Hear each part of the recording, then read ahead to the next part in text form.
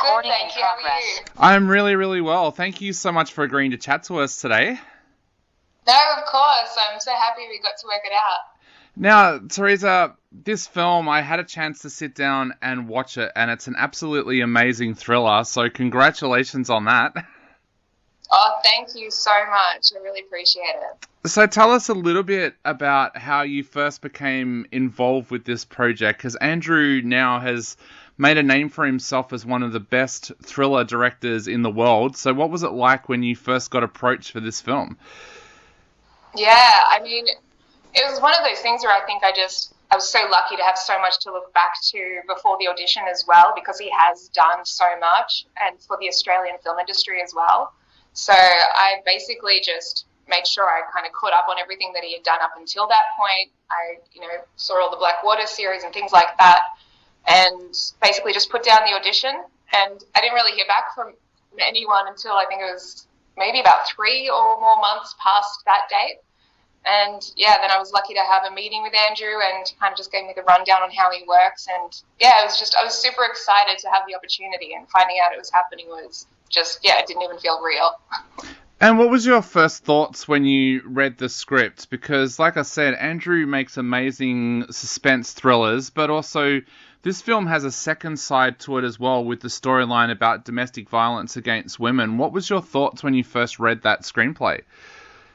Yeah, I mean, I think that was probably one of the biggest parts of the script that really connected with me, because it is right at the beginning and it has that emotional pull. And I think particularly for women, when they see the film, but also just reading the script, I connected with that straight away. And it sort of takes you on this emotional journey before anything else even happens.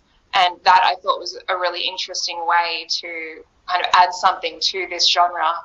Definitely. When we had Andrew on the show yesterday, we talked about the fact that quite often in films we do get to see what happens to a victim of domestic abuse, but we rarely get to see what happens to their family members around them. Tell us a little bit about what that was like for you to approach the role of playing the sister of somebody who is murdered with domestic violence.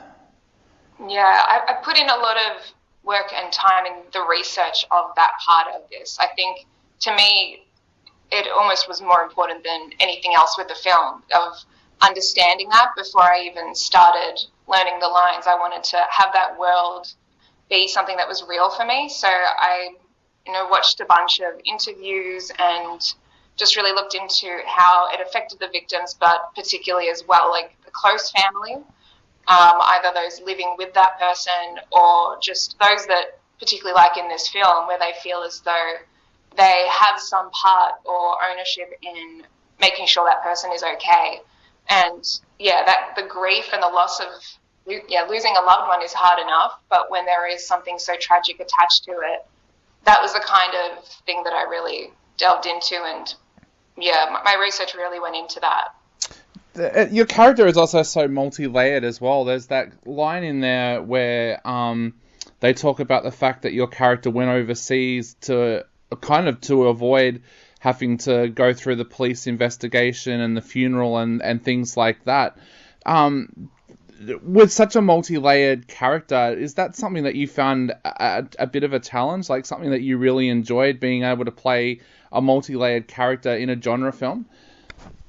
Yeah, I mean, if anything, and I don't know if it's the right word to use, but it was almost like I don't want to say exciting. It was just, I was almost like I couldn't get enough information for this character because of how much was going on. And I feel like that's not necessarily the case, particularly in this kind of a genre. So when I saw that was how it was going to be approached,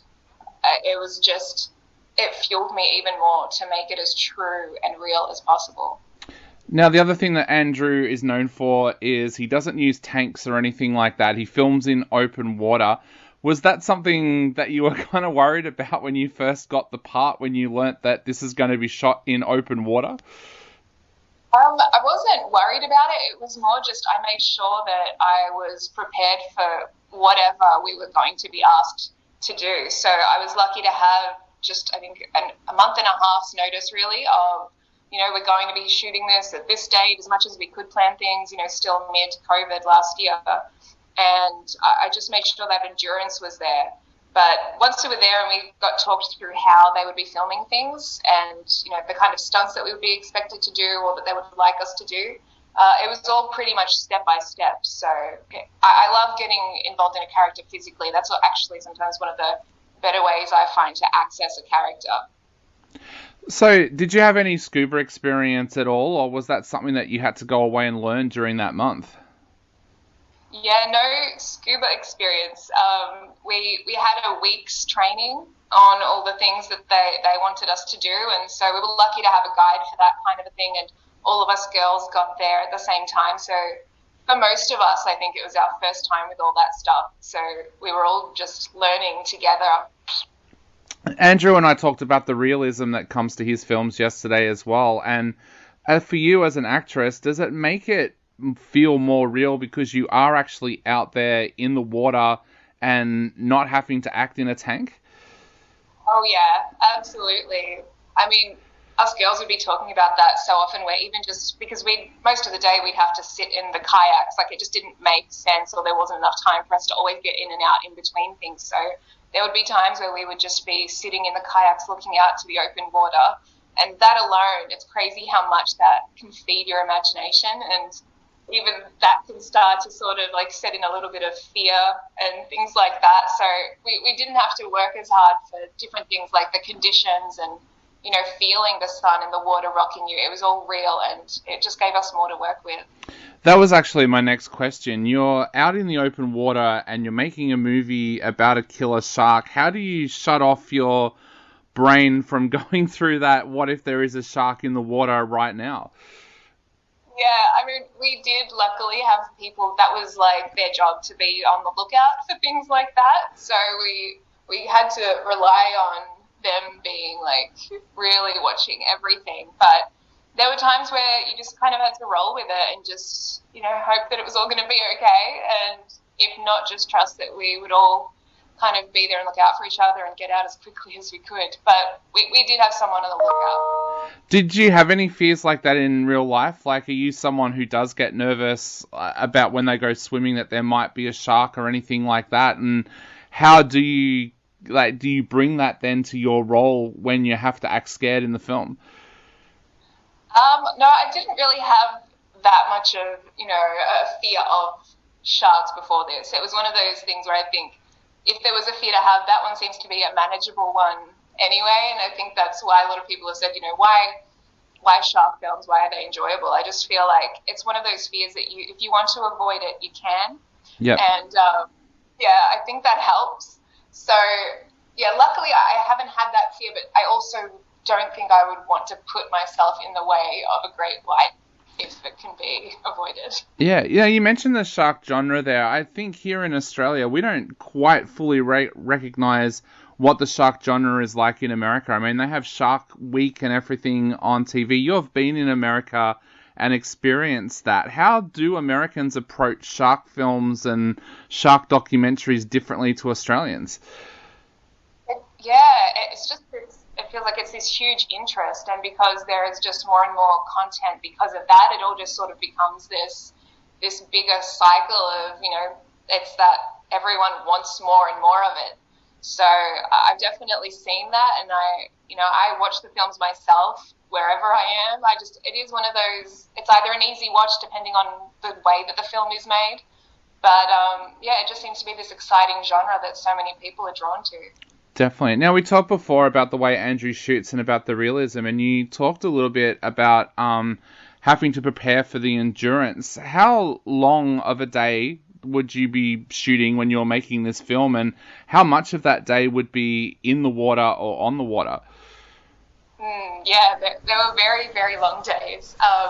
For the most part, it was about 8 to 10 hours a day. We were out in the water. We'd have a lunch break, but aside from that, we were pretty much all out there in the water. And pretty similar with, like I think what I was saying before, us girls, it didn't make sense sometimes, or there just wasn't the time for us to get out of the kayaks in between so much. So a lot of that time was spent with us just sitting either in the kayaks or in like these smaller boats that they would kind of keep us nearby in. It definitely wore on the body, and there was a bit of seasickness that kicked in, but it was pretty much all out there on the water. How did you prepare for that? Like you said, you tried to build your endurance. Did that mean extra sessions in the gym, or what did that mean to boost your endurance? Yeah, I mean, thinking about it now, I probably should have done a little bit more as well of just getting used to the motion of water. That was something that I didn't do. So mine was just pretty much like on a physical fitness level. It was, yeah, getting to the gym a fair bit more, but also a bunch of like swimming training. I did that a few times a week for about a month or more in the lead up. And it was also just, I wanted that to also be the foundation of the character as well, because it is such a big part of who she is. Yeah. Her and her older sister, that is basically what bonded them, and it was just such a big part of what they do with their friends as well. So I wanted that to just be there as something that I didn't even think twice about once we were filming. And what is Andrew actually like to work with as a director? We know that he's a great guy and everything, but what is he like to work with as a director, especially on a film like this? Yeah, it depends on like which stage you sort of are working with him. He changes his approach. So I was really lucky to have that meeting with him before anything was even happening. You know, he pretty much told me how he does work, which is that once we're shooting, it's going to be a very quick shoot, especially because we're out there on location. So he was really, really great with us in that first week of training. We also had rehearsals and script work.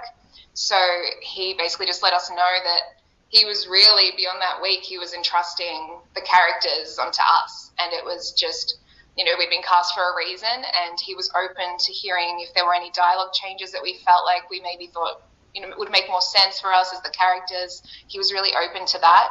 And then once we were out there, you can see his mind ticking once we're out in the water. He's almost editing as he films. So he knows exactly what he wants the shot to look like, and he can almost hear the way that the scene is going to play out. So it was definitely something really cool to witness. You also had an amazing cast around you as well, and I get the sense that you all became very, very tight friends when you were making this film because of what you all had to go through. What was it like working with that cast?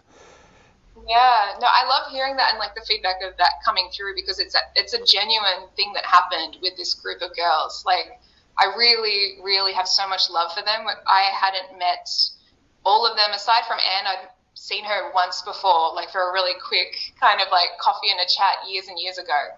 And that's just because we were both actors in Melbourne with the same agent, but we'd never really caught up beyond that. And so when we all got together in that first week, we wanted to talk about what we saw for the film, but also we just bonded so quickly because of all the training that was involved.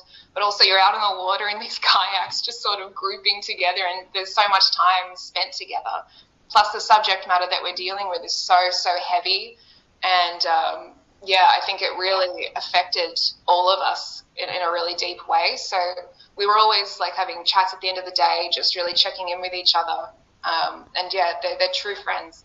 Definitely. Well, Teresa, we are nearly almost right out of time, but before I go, I know a lot of our listeners are very, very excited about this film. The original Reef film is a film that repeatedly our listeners tell us is one of their favourite films. So what would you like to say to everybody out there before they sit down and watch The Reef Stalked? Oh gosh, I would say be prepared for some jumps and some scares, but also to really look out for the story that's also going on behind that, which is like this importance of friendship and support among women, but also within the community.